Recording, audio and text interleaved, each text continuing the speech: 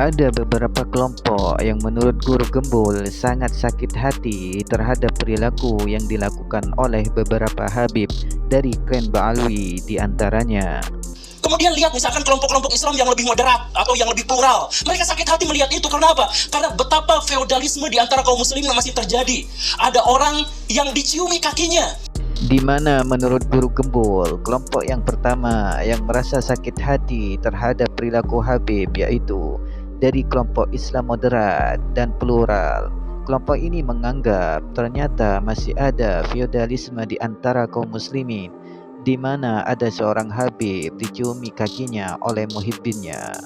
Kemudian kita melihat misalkan kelompok-kelompok yang lebih radikal atau kelompok-kelompok yang berpikiran lebih fundamental. Katakanlah kelompok Salafi yang kita sebut sebagai Wahabi misalkan. Mereka marah, mereka sakit hati karena apa? Karena ada orang sujud di depan orang lain atas nama keturunan Nabi. Betapa sakitnya. Dan kelompok yang kedua menurut Guru Gembul adalah kelompok Islam radikal dan fundamentalis seperti halnya Salafi Wahabi, di mana kelompok ini sangat sakit hati melihat kaum muslimin sujud di depan orang lain atas nama Nabi. Coba kita melihat kalangan nasionalis, Islam nasionalis sakit hati ketika melihat ada orang keturunan Yaman kemudian disujudi, diciumi kakinya oleh orang-orang pribumi pesek. Jadi dilihat dari konteks apapun, dalam perspektif apapun, ini benar-benar menyakiti kaum muslimin. Tapi kala itu kaum muslimin berpikir bahwa ya sudahlah, pasrah aja. Kami sakit hati, kami marah, kami pengen sekali untuk mengajak orang ini ke dalam ajaran agama yang benar, katakanlah seperti itu. Ya tapi nggak bisa kan, dia Habib, dia kan keturunan Nabi. Dan kelompok terakhir yang ketiga yaitu dari kelompok Islam nasionalis yang sakit hati ketika melihat orang dari keturunan Yaman disujudi dan diciumi oleh orang pribumi pesek. Dan menurut Guru Gembul, walaupun fenomena ini dilihat dari konteks dan perspektif apapun, tetap saja menyakiti kaum muslimin. Dan ketika polemik nasab Ba'alwi ini viral, ada video-video yang mengatakan, jadi ketika polemik ini mengemuka, mereka langsung ngomong, tetap jangan kritik habaib, karena sorbannya, pecinya kiai-kiai itu derajatnya lebih rendah daripada kakinya Habib-Habib Ba'alawi itu, yang tukang narkoba, yang tukang zina, tukang maksiat. Coba, orang kampung belajar Iqra. Orang kampung waktu kecil itu belajar tentang akidah, belajar tentang sejarah dari ustadz, dari kiai yang sangat mereka cintai. Lalu ada cerita bahwa kiai mereka derajatnya di bawah kaki habaib tukang narkoba.